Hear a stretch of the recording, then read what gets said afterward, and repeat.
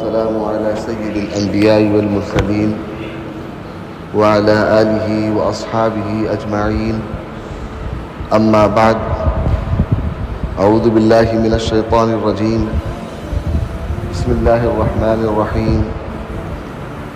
إنما المؤمنون إخوة فأصلحوا بين أخويكم. صدق الله العظيم. اللہ رب العزت نے اس پوری کائنات کو ایک عظیم مقصد کے تحت پیدا کیا ہے، اور اللہ رب العزت نے اس کائنات کے اندر ہر اس چیز سے اس کائنات کے لوگوں کو آگاہ کر دیا کہ جس سے یہ معاشرہ بگڑ سکتا ہے، اور ہر وہ عمل اللہ رب العزت نے بتا دیا کہ جس کی وجہ سے اس معاشرے کے اندر بگڑی ہوئی چیزوں کو درست کیا جائے. اور بنیادی طور پر کچھ چیزیں اللہ رب العزت نے ایسی بتا دی کہ اگر خاص طور پہ، کیونکہ اللہ رب العزت کا پیغام جو ہوتا ہے وہ دو طریقے کا ہوتا ہے، ایک خاص ہوتا ہے اور ایک عام ہوتا ہے. اللہ رب العزت کا پیغام ایک ہی ہے، مگر مسلمانوں کے لیے خاص ہے اور دنیا کے تمام تر انسانوں کے لیے عام ہے. اللہ رب العزت رب العالمین ہے، یہ ایک عام پیغام ہے تمام انسانوں کے لیے. لیکن اللہ رب العزت کی عبادت کون کرے گا، یہ احکامات کا مکلف کون ہوگا؟ وہ احکامات کے جو مکلف ہیں وہ خاص ہیں وہ لوگ جو اللہ کو مانتے ہیں، یعنی جن کو ہم مسلمان کہتے ہیں، جن کو اللہ رب العزت نے مومن کہا ہے. تو یہ لوگ اللہ رب العزت کے احکامات کے اور اللہ رب العزت کے پیغام کے خاص مخاطب ہوتے ہیں. تو معاشرے کی خوبصورتی اللہ رب العزت کے ان خاص لوگوں سے ہے، معاشرے کا بگاڑ اللہ رب العزت کے ان خاص لوگوں سے ہے. دنیا کے اندر جہاں کہیں بھی فسادات ہو رہے ہیں، دنیا میں جہاں کہیں بھی بگاڑ ہو رہا ہے، اللہ رب العزت کی رحمت کے فیصلے نہیں ہو رہے ہیں. بارش کا نزول ہو رہا ہے،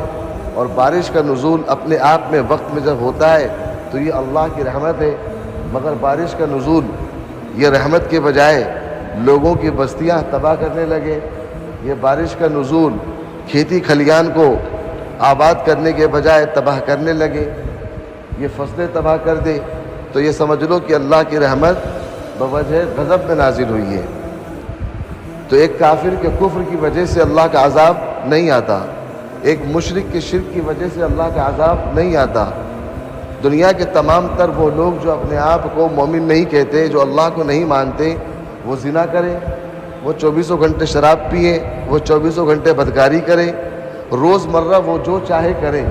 اللہ رب العزت کی رحمت پر اور اللہ رب العزت کے غضب پر کوئی فرق نہیں پڑتا. لیکن جن لوگوں کو اللہ رب العزت نے اپنا کہا ہے، جن لوگوں کو اللہ رب العزت نے اپنا نائب اور خلیفہ بنایا ہے، یہ جو ہم سنتے رہتے ہیں بار بار، اذ قال ربک للملائکہ انی جاعل فی الارض خلیفہ، کہ اللہ رب العزت نے روئے زمین میں انسانوں کو خلیفہ بنایا. تو خلیفہ سے کیا مراد؟ اللہ رب العزت نے بادشاہ بنا دیا یا اللہ رب العزت نے امیر بنا دیا؟ ایسا کچھ نہیں ہے، بلکہ تمام تر مفسرین اس بات پر متفق ہیں، خلافت کا مطلب یہ ہے کہ یہ وہ لوگ ہیں کہ جو لوگ اللہ کے احکامات پر عمل کرتے ہیں اور دوسروں کو بھی عمل کرنے کے لیے کوشش کرتے ہیں، کہ وہ شخص جو دوسرا اپنے آپ کو مسلمان کہتا ہے وہ کس طریقے سے اللہ کے احکامات پر عمل کرنے والا بن جائے. تو یہ اللہ کے خلیفہ ہے. تو یہ لوگ یعنی ہم اور آپ جب خلاف شریعت کوئی کام کرتے ہیں، خلاف سنت کوئی کام کرتے ہیں، قرآن کے خلاف زندگی گزارتے ہیں، تو اللہ کی رحمت کے فیصلے رک جاتے ہیں اور اللہ رب العزت کی پکڑ کے فیصلے عام ہو جاتے ہیں. تو آج زمانے کے اندر جو کچھ ہو رہا ہے، ظالم اپنے ظلم میں بڑا ہوا ہے، فتین اپنے فتنوں کی تمام حدوں کو پار کر چکے ہیں. ہر کہیں ہم صرف یہ رونا روتے ہیں کہ مسلمان پریشان ہیں، مگر یاد رکھیں ان مسلمان کی وجہ سے ساری دنیا کے لوگ پریشان ہیں. اس لیے اگر یہ مسلمان صحیح ہوتا، ہمارے اعمال صحیح ہوتے، ہمارا کردار صحیح ہوتا، تو اللہ رب العزت کے پکڑ کے معاملات نہیں ہوتے. ہمارے اعمال کی بنیاد پر اللہ رب العزت کے پکڑ کے معاملات ہوتے ہیں. ہم جو مصیبتوں میں پہنچے ہوئے ہیں، ما اصابکم من مصیبت فبما کسبت ایدیکم ویعفو عن کثیر، یہ جو مصیبتوں کا ہم سامنا کر رہے ہیں، یہ کسی کافر کے کفر کی وجہ سے یا کسی مشرک کے شرک کی وجہ سے نہیں، بلکہ ان مصیبتوں کا سامنا ہم مسلمان ایمان کی قدر نہ کرنے کی وجہ سے کر رہے ہیں. تو یہ جتنا کچھ معاملہ ہو رہا ہے آج زمانے کے اندر، ہمارے علاوہ جتنے بھی لوگ پریشان ہیں ان کی پریشانی کا سبب ہم ہیں. اس لیے کہا جاتا ہے کہ کل روز محشر جہنم کے اندر جو لوگ جہنمی ہوں گے وہ تو ہوں گے ہی، لیکن وہ ایمان والے جو جہنم میں ہوں گے، وہ جو غیر ایمان والے ہیں ان کو دیکھ کے کہیں گے کہ آپ یہاں کیا کر رہے ہیں؟ آپ کا تو دعویٰ تھا نا کہ ہم اللہ والے ہیں، آپ کا تو دعویٰ تھا کہ ایمان کی بنیاد پر اللہ نے جنت کا وعدہ کیا ہوا ہے، تو پھر یہ آپ کے دعوے اور آپ کے اللہ کے وعدے کہاں چلے گئے؟ ہم اگر یہاں پر ہیں تو بات سمجھ میں آتی، ہم تو منکر تھے، ہم تو اللہ کے ساتھ میں شرک کرنے والے تھے، سو اللہ نے وعدہ کیا تھا کہ اللہ رب العزت پکڑ کریں گے، سو پکڑ کر لی، مگر آپ لوگ تو ایمان والے تھے نا، آپ لوگوں کی پکڑ کیوں ہو رہی ہے؟ اس کا جواب یہاں پہ یہی دیا جائے گا جو قرآن نے مختصر کچھ چیزیں نقل کی ہیں، جیسے لم نکن نطعم المسکین، ہم مسکینوں کو جو ہے کھانا نہیں کھلاتے تھے، یہ فرمایا کہ ہم نماز نہیں پڑھتے تھے، تو خلاصہ اس کا یہ ہے کہ من اعرض عن ذکری فإن له معیشۃ ضنکا، کہ جب اللہ رب العزت کی یاد سے بندہ اپنے آپ کو غافل کرتا ہے تو اللہ رب العزت یہ بڑی کائنات، یہ بڑی دنیا انسانوں پر یعنی مسلمانوں پر تنگ کر دیتے ہیں۔ یہ زندگی تو وہ جی رہا ہوتا ہے لیکن اس زندگی کے اندر تنگی کے عالم میں ہوتا ہے۔ نہ جانے ہندوستان کے اندر کتنے مسلمان ایسے ہیں جن کو اللہ رب العزت نے بے پناہ دولت سے نوازا ہے، وہ بھی ڈرا ہوا ہے، اور ایک وہ مسلمان جس کے پاس میں کچھ بھی نہیں ہے وہ بھی سہما ہوا ہے۔ نہ وجہ کیا ہے؟ وجہ صرف یہی ہے کہ معاشرے کے اندر اللہ رب العزت نے جو اصول و ضوابط بتائے تھے ان اصول و ضوابط سے ہٹ کر یہ مسلمان زندگی جی رہا ہے۔ اللہ پاک پروردگار نے مسلمان کو بتایا کہ میں نے تجھے دنیا کے اندر اس لیے نہیں بھیجا کہ تو اچھے اچھے محلات بنا لے، میں نے دنیا میں تجھے اس لیے نہیں بھیجا کہ تو اچھے اچھے مکان بنائے، یہاں تک کہ اللہ رب العزت کو مسلمانوں کا جو اللہ کا گھر ہے، بیت اللہ جس کو کہتے ہیں، مسجد جس کو کہتے ہیں، اس کو عالیشان بنانا بھی اللہ کو پسند نہیں ہے۔ اس لیے اللہ رب العزت نے فرمایا یا بنی آدم خذوا زینتکم عند کل مسجد وکلوا واشربوا ولا تسرفوا، کہ اے بنی آدم جو تم کو اللہ رب العزت نے دیا ہے خوب کھاؤ، مساجد پر خرچ کرو، سب کچھ کرو، لیکن اسراف نہ کرو۔ مساجد اللہ کی عبادت کے لیے ہے، اس کو زینت نہیں بنانا ہے، اس کو زینت بنانا اللہ کو پسند نہیں ہے۔ عبادت کے لیے گھر بنانا اللہ کا مطلب یہ ہے کہ اپنے محلے سے ہٹ کر، اپنے گھر سے ہٹ کر ایک ایسا گھر بنایا جائے جو خالصتاً اللہ کی عبادت کے لیے ہو۔ اس لیے کہا جاتا ہے کہ مساجد جو ہوتی ہیں وہ صرف اللہ کو پکارنے کے لیے ہوتی ہیں، مساجد مشورے کے لیے نہیں ہوتے، مساجد دنیاوی کاموں کے لیے نہیں ہوتے۔ اس لیے فرمایا جاتا ہے کہ مساجد کے اندر دنیاوی بات کرنا بالکل بھی درست نہیں ہے، اور بعض فقہا نے مساجد کے اندر بات کرنے کو حرام تک کہا ہے، اور بعض فقہا نے اس کو گناہ کبیرہ لکھا ہے۔ اس لیے کہ مساجد جو ہے وہ صرف اور صرف اللہ کی عبادت کے لیے اور اللہ کی یاد کے لیے ہے۔ تو مسلمان کی زندگی کا آغاز مساجد سے ہونا چاہیے۔ مسلمان جب اپنے آپ کو مسجد سے لگاتا ہے، مسجد کے اندر دیکھو جب ہم آتے ہیں تو جب مسجد کے اندر بیٹھ جاتے ہیں تو نہ کوئی امیر ہوتا ہے نہ کوئی غریب ہوتا ہے، کسی خاندان کا کوئی لینا دینا نہیں، یا نہ جانے کتنے سید ہیں اور امام صاحب سید خاندان کے نہیں ہیں، مگر وہ بیٹھ کر آپ کو نماز پڑھا رہے، وہ آپ کو اللہ رسول کی بات کر رہے۔ یہاں پر آ کر اللہ رب العزت نے بتا دیا کہ تم سب اللہ کی نظر میں ایک ہو۔ یہ جو ہم نے نظروں کے اندر فرق پیدا کر لیا، ایک شخص ہم کو سلام کرتا ہے، ہم اس کے سلام کو دیکھتے ہیں کہ سلام کرنے والا کون ہے۔ امام مسلم رحمۃ اللہ علیہ نے اللہ کے رسول صلی اللہ علیہ وسلم کی حدیث کو نقل کیا اور یہ فرمایا کہ اگر تم چاہتے ہو کہ معاشرہ اچھا رہے اور تم چاہتے ہو کہ تمہارے اندر کے دلوں کے اندر خودت ختم ہو جائے، تمہارے دلوں سے بغض ختم ہو جائے، تمہارے دلوں کے اندر جو ایک دوسرے کی تحقیر ہے وہ ختم ہو جائے، ایک دوسرے کی جو عزت نہ کرنے کا نقطہ ہے وہ ختم ہو جائے، تو تم کیا کرو؟ اللہ کے نبی نے فرمایا کہ افشوا السلام بینکم، تم اپنے درمیان میں سلام کو عام کرو۔ مگر ہم سلام اس کو کریں گے جس کے ساتھ ہمارا تعلق اچھا ہوگا، ہم سلام اس کو کریں گے جو پیسے والا ہوگا، ہم سلام اس کو کریں گے جس کے کپڑے اچھے نظر آتے ہوں گے۔ لیکن ایک ایسا شخص ہے جس کے ساتھ میں ہمارا کوئی معاملہ ہو گیا، اللہ کے نبی نے فرمایا الحب للہ والبغض للہ، اگر آپ محبت کرو کسی سے تو اللہ کے لیے کرو، اس کی مال و دولت کو دیکھ کر نہیں، اس کے حسن کو دیکھ کر نہیں، اس کی گاڑی کو دیکھ کر نہیں، اس کے گھر کو دیکھ کر نہیں، اس کی خوبصورتی سے متاثر ہو کر نہیں، اس کے ظاہری حال سے متاثر ہو کر نہیں، بلکہ اس سے محبت صرف اس لیے کرنا ہے کہ یہ اللہ کا بندہ ہے، ایمان والا ہے۔ اور اللہ کی فطرت تو یہ ہے کہ اللہ رب العزت نے صرف ایمان والوں کا اکرام نہیں کیا، بلکہ اللہ رب العزت نے ایمان والوں کے ساتھ میں دنیا کے اندر جتنے بھی انسان ہیں، جو بھی اولاد آدم ہیں، ان تمام کا اکرام کیا، اور یوں فرمایا وَلَقَدْ كَرَّمْنَا بَنِي آدم کہ اللہ رب العزت نے اولاد آدم کا اکرام کیا۔ اس اولاد آدم کے اندر وقت شیخ الحدیث بھی ہے، اس اولاد آدم کے اندر وقت شیخ التفسیر بھی ہے، اس آدم کے اولاد کے اندر حضرت نوح علیہ السلام سے لے کر اللہ کے رسول بھی ہے۔ آدم کی جتنی ضروریت اب تک ہے وہ سارے کے سارے ہیں، اور قیامت تک جتنے آنے والے ہیں وہ سارے کے سارے ہیں۔ ان کے اندر وہ لوگ بھی ہیں جو اللہ کو ماننے والے ہیں، ان میں وہ لوگ بھی ہیں جو اللہ کا صاف انکار کرنے والے ہیں، ان میں وہ لوگ بھی ہیں جو مسلمان ہو کر اسلام پر داغ بنے ہوئے ہیں، اس میں وہ لوگ بھی ہیں جو سچے پکے مسلمان ہیں۔ دنیا کے تمام تر لوگوں کے لیے اللہ رب العزت نے فرمایا کہ ان کا میں نے اکرام کیا ہے۔ تو جس انسان کو اللہ نے بنایا، جس انسان کو بنانے کے بعد میں اللہ نے قسمیں کھائی کہ وَالتِّينِ وَالزَّيْتُونِ وَطُورِ سِينِينَ وَهَٰذَا الْبَلَدِ الْأَمِينِ لَقَدْ خَلَقْنَا الْإِنسَانَ فِي أَحْسَنِ تَقْوِيمٍ۔ جب کوئی آدمی اپنی بات کو رکھتا ہے اور سامنے والا اگر اس کی بات کو لیتا نہیں ہے، یا سامنے والے کو بات کا وزن ڈالنا ہوتا ہے، تو آدمی قسم کھاتا ہے کہ میرے بھائی میں قسم کھا کر کہتا ہوں۔ وجہ کیا ہوتی ہے؟ وجہ صرف یہ ہوتی ہے کہ قسم کی بنیاد پر اس کی بات مستحکم ہو جائے۔ تو سوچو میری اور آپ کی قسم جو ظاہری طور پر تو قسم ہے، ممکن اندر سے میں جھوٹا ہوں، لیکن اللہ رب العزت جو کہ سچے ہیں، آپ کا فرمان سچا ہے، آپ کی کوئی بات غلط نہیں، آپ تمام تر دنیا کے انسانوں کے لیے قسم کھا کر فرماتے ہیں کہ میں نے اس سے بہتر مخلوق دنیا کے اندر کوئی پیدا نہیں کی ہے۔ تو اس کے اندر مسلمان بھی ہے، اس کے اندر مشرک بھی ہے، اس کے اندر منافق بھی ہے، اس کے اندر یہودی بھی ہے، اس کے اندر نصرانی بھی ہے، اس کے اندر وقت کا قطب بھی ہے، اور اس کے اندر وقت کا جلاد بھی ہے، اس کے اندر نمرود بھی ہے، اس میں شداد بھی ہے،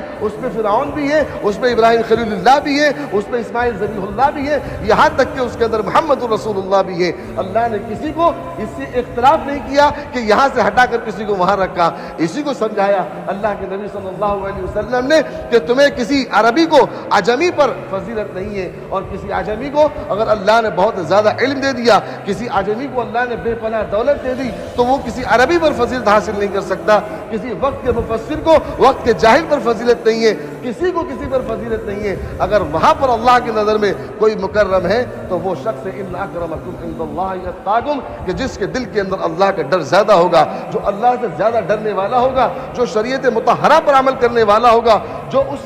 سوسائٹی کا مطلوب ہوگا، جو وہ سوسائٹی کی ریکوائرمنٹ چاہتا ہوگا کہ جس سوسائٹی کے اندر امن ہو، جس سوسائٹی کے اندر سلامتی ہو، جو سوسائٹی فتنوں سے پاک ہو، جس طریقے سے ہر آدمی سوچتا ہے کہ میری ذات کے ساتھ میں کسی کا کوئی معاملہ خراب نہ ہو، مجھے کسی طریقے کی کوئی تکلیف نہ ہو، تو اللہ کے رسول صلی اللہ علیہ وسلم نے نقل فرمایا، جس کو امام مسلم نے، کہ اللہ کے رسول نے فرمایا کہ تم میں سے کامل مومن اس وقت تک وہ بندہ ہو نہیں سکتا جب تک کہ وہ اپنے لیے وہ چیز کو پسند کرتا ہے وہی چیز اپنے بھائی کے لیے بھی پسند کرے۔ میں تو پسند کروں کہ مجھے بہترین ممبر پر بٹھایا جائے، میں تو پسند کروں کہ آپ میرا خود اکرام کریں، میں پسند کروں کہ میرے جوتے نکالتے ہی آپ میرے جوتے سیدھے کر دیں، لیکن میں اس بات کو پسند نہیں کر سکتا کہ کوئی آپ کا اکرام کرے۔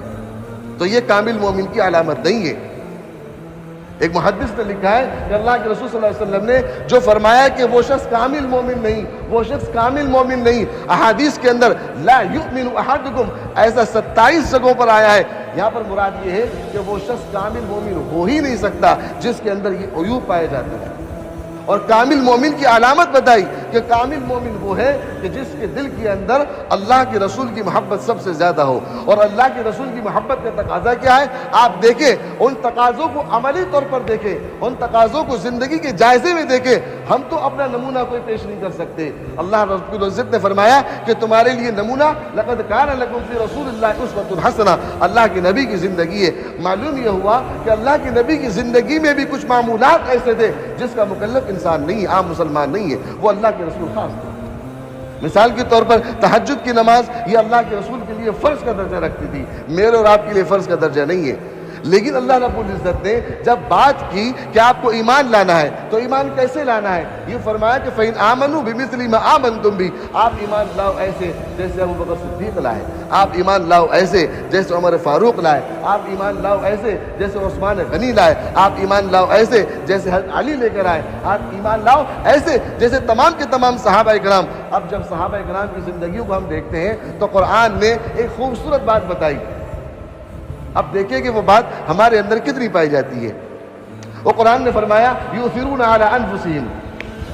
کہ یہ لوگ اپنی جانوں کی قربانی پیش کرتے تھے۔ احادیث میں بتایا کہ صحابہ کرام کی صفت یہ تھی کہ اگر انہیں کوئی تکلیف ہو جائے اور ساتھ میں کوئی ایک اور صحابی کھڑا ہے وہ بھی تکلیف میں نظر آتا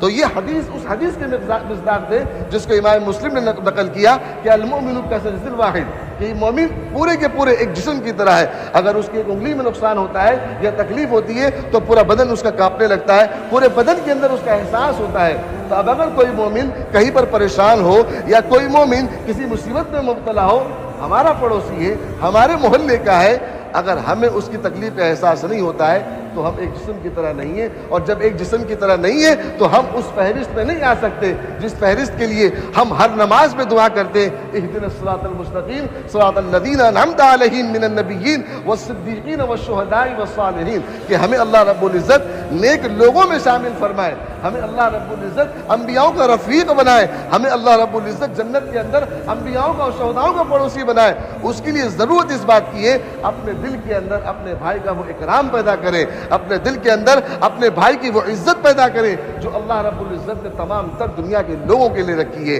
اور یہ چیزیں آپ صحابہ کرام میں دیکھیں گے، کیونکہ ہمیں بتایا گیا ہے کہ آپ کو صحابہ کرام کی طرح ایمان لانا ہے۔ آپ دیکھیں ایک صحابی دوسرے صحابی کی کتنی قدر کر رہا ہے، آپ دیکھیں ان کے درمیان میں اگر کچھ بات ہو رہی ہے تو صحابی بے چین ہو جاتے ہیں کہ کیسے اس چیز کو ختم کیا جائے اور ہمارے اندر کی بھائی چارگی کو مضبوط کیا جائے۔ صحابہ کرام کی زندگی میں آپ ایک واقعہ ایک مثال ایسی نہیں پیش کر سکتے کہ جس سے یہ ثابت ہو جائے کہ کسی طریقے سے ان کے کسی عمل سے بھائی چارگی کے اندر کمی آئی ہو۔ آپ کے تمام صحابہ قرآن کی اس آیت کے مصداق دے انما المؤمنون اخوہ، کہ تمام کے تمام مومن آپس میں بھائی ہیں، فاخوانکم فی الدین، آپ دینی بھائی ہیں۔ ہمارا باپ کون ہے ہمیں اس سے کوئی لینا دینا نہیں ہے، لیکن اللہ رب العزت نے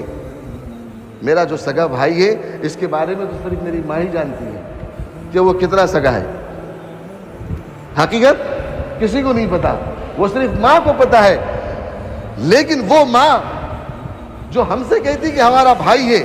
ہمیں اس کی بات پر اتنا اعتماد، اور وہ پروردگار جس نے ہمیں ماں دی، جس نے ہمیں باپ دیا، وہ پروردگار جس نے ہمیں زندگی دی، وہ پروردگار یہ کہتا ہے کہ جتنے بھی لوگ دنیا کے اندر ایمان والے ہیں، جتنے بھی لوگ لا الہ الا اللہ محمد الرسول اللہ کو پڑھ کر اس کا اقرار کرتے ہیں اور اس پر عمل کرتے ہیں،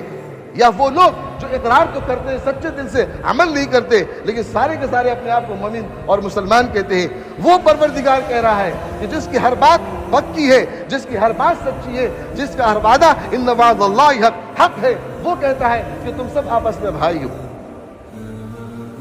اور آج تو معاملہ یہ ہوا، وہ جو کہا جاتا ہے نا کہ انسان جب کوئی برا کام کرتا ہے تو اس کے دل کے اندر ایک سیاہ دھبا لگ جاتا ہے، اور اگر کسی طریقے سے اس نے توبہ کر لیا تو وہ داغ مٹ جاتا ہے، لیکن اگر وہ توبہ نہ کرے، اس کے اوپر جم جائے، آج بد نظری کیا تھا، کل وہ زنا کرے گا، جب کل زنا کرے گا اور رکے گا نہیں تو اس کے اوپر مداومت کو اختیار کرے گا۔ آج اس جگہ پہ کھڑا ہو رہا ہے جہاں پر لوگ جوا کھیل رہے ہیں، کل کے دن وہ جوا کھیلے گا۔ آج اس مجلس میں جا رہا ہے جہاں پر لوگ شراب پیتے ہیں، کل وہ اس مجلس کے اندر جا کر شراب پیے گا۔ آج میں آپ کی اڑیسہ کے اندر دیکھ رہا ہوں، اللہ معاف فرمائے، اللہ ہزار بار معاف فرمائے، کہ میں نے پورے ملک کے اندر جو سب سے زیادہ خرافات شادیوں کے اندر دیکھی ہے وہ حیدرآباد میں دیکھی ہے، فضولیات اور خرافات، لیکن اس اڑیسہ کے اندر آ کر میں نے جو چند شادیوں کے مناظر دیکھے وہ میں نے اب تک کسی ہندوستان کے اندر وہ نہیں دیکھا۔ وہ یہ کہ شادی ہو رہی ہے، لڑکا لڑکی جس کی شادی ہے باقاعدہ ایک اس کی پوری ڈیجیٹل امیج بنا کر، پوری کی پوری ایک بینر بنا کر شادی محل کے سامنے لگا رکھا ہے۔ دنیا کے تمام تر لوگ آ رہے ہیں اور وہ دلہا دلہن کو دیکھ رہے ہیں، نہ جانے کون کس نظر سے دیکھ رہا ہے، کون سی عورت اس مرد کو نہ جانے کس نظر سے دیکھ رہی ہے، کون سا مرد آپ کی بیوی کو نہ جانے کس نظر سے دیکھ رہا ہے۔ کتنی غیرت مر چکی ہے کہ ہم جب بے حیائی کو دیکھتے ہیں اور اس سے رکتے نہیں ہیں، نتیجہ یہ ہوتا ہے کہ بے حیائی میں ہم اتنے چلے گئے کہ ہم نے خود اپنی عورت کو مارکیٹ میں لا کر تصویروں کے سامنے کھڑا کر دیا، اور جب آج آپ نے تصویر اس کی سارے زمانے کے سامنے آیا کر دی تو کل کے دن بے پردہ اس کے گھر سے نکلنے سے کوئی نہیں روک سکتا۔ یہ چیزیں صحابہ کی زندگی میں نہیں تھی۔ جہاں برائی آئی فوری طور پر اسے ختم کیا جاتا تھا، کوشش نہیں کرتے تھے بلکہ ختم کرتے تھے۔ تو یہ خوبصورت معاشرہ اللہ نے دیا ہے، اور ہم بار بار دعا کرتے ہیں کہ الہ العالمین ہمارے علاقے کو مدینے کا علاقہ بنا دے، ہمارا محلہ مدینے کا محلہ بن جائے۔ مدینے کے محلے بننے کے لیے آپ کو ابو بکر صدیق جیسے عمل کرنے ہوں گے، مدینے کا محلہ بنانے کے لیے آپ کو عمر فاروق جیسا آپ کا کردار نبھانا ہوگا، ویسے اعمال کرنے ہوں گے، تب جا کر مدینے کا ماحول بنے گا، تب جا کر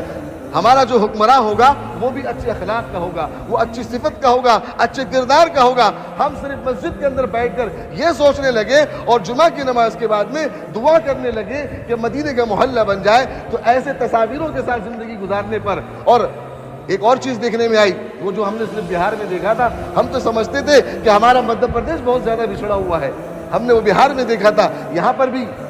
ہم دیکھ رہے ہیں کہ ہماری ماں بہنیں برقع پہن کے نکل رہی ہیں مگر وہ ماتھے پہ بندیاں لگائی ہوئی ہیں۔ ہم کل پرسوں ایک جگہ پر تھے، وہاں ہم نے امام صاحب سے کہا تو امام صاحب کہنے لگے کہ یہاں کے حالات ایسے ہیں، اس کے لیے ہم منع نہیں کر سکتے۔ اللہ کے نبی صلی اللہ علیہ وسلم کے بعثت کے مقصد کو دیکھا جائے، آپ کو کیوں دنیا کے اندر بھیجا گیا، قرآن مقصد بیان کرتا ہے لِيُخْرِجَ مِنَ الظُّلُمَاتِ إِلَى النُّورِ۔ قرآن نے یہ نہیں کہا لِيُخْرِجَ مِنَ الْكُفْرِ إِلَى الْإِيمَانِ، قرآن نے یہ فرمایا لِيُخْرِجَ مِنَ الظُّلُمَاتِ إِلَى النُّورِ۔ مفسرین کہتے ہیں اس جملے کے اندر اللہ رب العزت نے کفر کو بھی لیا ہے، اس جملے کے اندر اللہ نے شرک کو بھی لیا ہے، اور دنیا کی تمام تر رسومات اور خرافات، وہ بدعات جو تمام کے تمام اعمال اللہ کو ناپسند ہے، اللہ نے ان تمام کو لیا ہوا ہے کہ ان تمام چیزوں سے لوگوں کو نکال کر ایمان کی اس روشنی میں لا کر لوگوں کو داخل کرنا ہے، اور اس محل کے اندر داخل کرنا ہے کہ جہاں پر فتنہ نہیں ہے، جہاں پر بے حیائی نہیں ہے، جہاں پر عریانیت نہیں ہے، جہاں پر صرف سچائی ہے، جہاں پر لوگوں کے دلوں کے اندر قدرت نہیں ہے،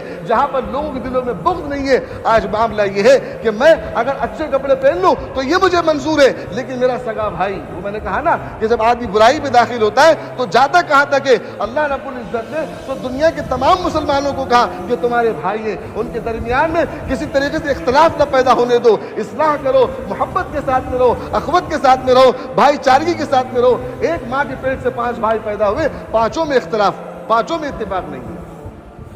یہ اللہ کے ان بندوں کے ساتھ میں ہم نے دوری کی جن کو اللہ رب العزت نے بتایا کہ یہ تمہارے بھائی ہیں، ہم نے ان سے دوری پیدا کر لی۔ اللہ رب العزت نے ہمیں اپنے بہن بھائیوں کے اندر اختلاف پیدا کر دیا۔ ہماری سگی بہن ہمارا منہ دیکھنے کو تیار نہیں، سگا بھائی بہن کا منہ دیکھنے کو تیار نہیں۔ آپ سوچیں نا ذرا، بہن بھائی کا رشتہ کتنا خوبصورت ہے۔ ہمارے برے اعمالوں کی وجہ سے اللہ نے دوریاں پیدا کر دی ہیں۔ یہ خرابیاں، بھائی ہمارا یقین ہے نا کہ جو پنکھا چل رہا ہے یہ لائٹ سے نہیں چل رہا ہے، اللہ کی مرضی سے چل رہا ہے۔ آپ کا پنکھا بھی ہے، سب کچھ بھی ہے،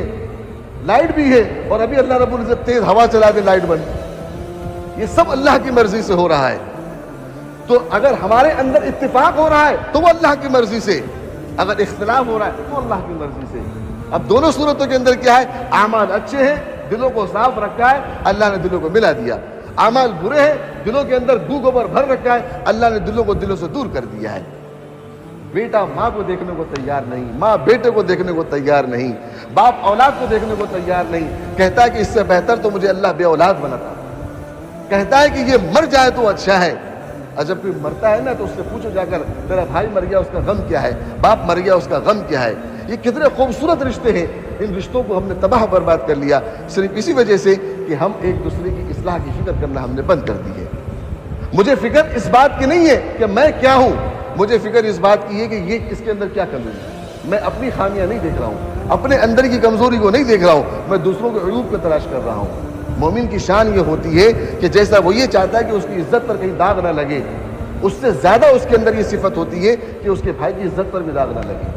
مگر آج ہم خود ٹٹولتے ہیں، تلاش میں لگے رہتے ہیں کہ ہمارے کسی بھائی کی برائی ہمیں پتہ چل جائے، اس کے گھر کا کوئی عیب ہمیں پتہ چل جائے، پھر دیکھو ہم سارے زمانے میں ڈھنڈورا پیٹنا ہم خود شروع کر دیتے ہیں۔ واٹس ایپ کے ذریعے سب سے پہلے ہم ہی اس بات کو پہنچا دیں گے، کسی اور کی پروپیگنڈے کی ضرورت نہیں ہے، یہ کام ہم خود کر دیں گے۔ ہم خود اپنی قوم کو بدنام کریں گے، ہم خود اپنے بھائی کو بدنام کریں گے۔